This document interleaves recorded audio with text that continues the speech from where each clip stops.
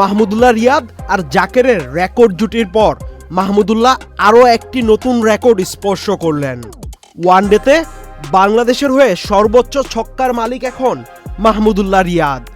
বয়স ৩৯, তাতে কি, এখনও যে ফুরিয়ে যাননি, মাঠে বরাবরই তার প্রমাণ রাখছেন।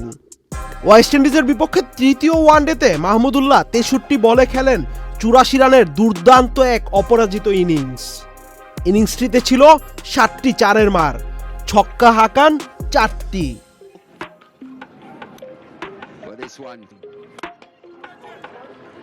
চারটি ছক্কা হাঁকিয়ে তামিম ইকবালের রেকর্ড ভাঙলেন মাহমুদুল্লাহ রিয়াদ।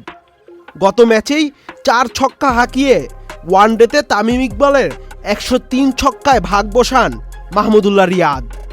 আজ তাকে ছাড়িয়ে ১৬০টি ছক্কা এখন মিস্টার ডিপেন্ডেবল খ্যাত মাহমুদুল্লাহর। বাংলাদেশের হয়ে ওয়ানডেতে ১০০টি ছক্কা আছে আর কেবল একজনের, তিনি হলেন মুশফিকুর রহিম। পাকিস্তানে অনুষ্ঠিত হতে যাওয়া চ্যাম্পিয়ন্স ট্রফির পরই হয়তো অবসর নেবেন মাহমুদুল্লাহ রিয়াদ। অবসরের আগে মাহমুদুল্লাহ একের পর এক রেকর্ড করে নিজেকে ছাড়িয়ে যাচ্ছেন। আহমেদ শাফি, চ্যানেল আই।